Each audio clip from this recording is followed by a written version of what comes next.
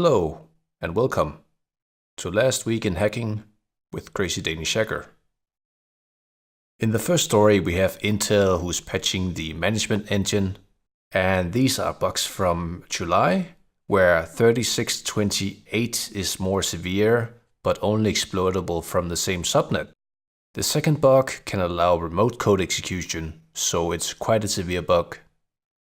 In the next story we have Reddit that was hacked. So basically a hacker broke in and accessed some user data, including some old salted and hashed passwords. The hacker got in knowing their password and was able to bypass the SMS two-factor authentication. The SMS 2FA was most likely bypassed by calling the telco and pretending to be the owner of a particular number, claiming that the SIM card had been lost, and if the number could be ported to this new SIM card.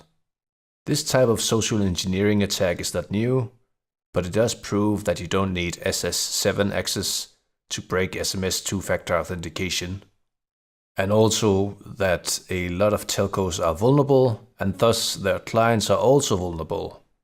In the next story we have CounterStrike Global Offensive, where a new zero-day vulnerability has been discovered and patched. This is a new bug which allows an attacker to compromise your computer if you join a non-valve server, or if you're subject to a man-in-the-middle attack when you're about to join a game, for example. While this bug may be scary, it is not the first of its kind.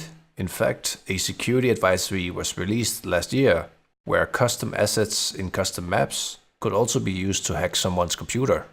But in this case, it also required that you joined a server with a custom map. And we have also just had the Black Hat conference in Las Vegas, USA, one of the big ones.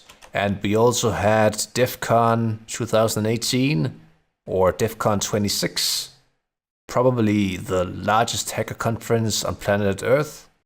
If you haven't been there, then you should try and go there next year.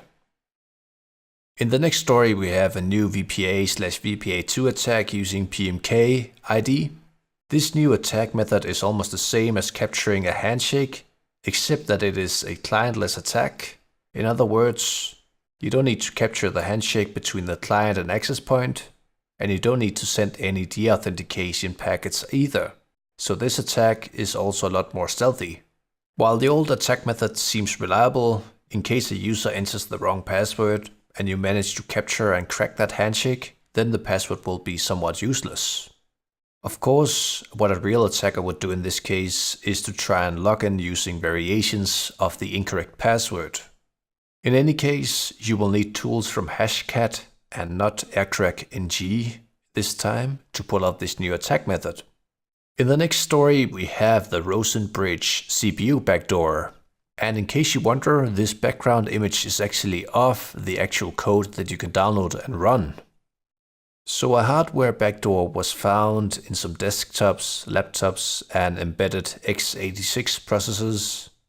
This backdoor allows Ring 3, aka user code, to bypass all protections and freely read and write to Ring 3, aka kernel data, which is usually under more strict protections unless you have a Ring 0 rootkit installed, that is.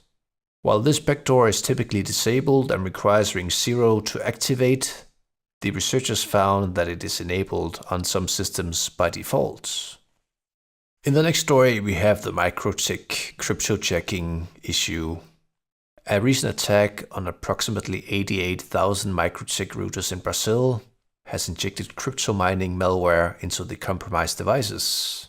And a follow-up from our Last Week in Hacking episode. It looks like Julian Assange was not kicked out of the Ecuadorian embassy after all, but it looks like the US Senate wants to interview him concerning the elections in USA in 2017. In the next story we have SocialMapper, which is a new open source intelligence tool that uses facial recognition to correlate social media profiles across different websites on a large scale. And last but not least, you can find a lot more stories in the description, including links to all the other stories mentioned in this Last Week in Hacking episode. Stay tuned and subscribe.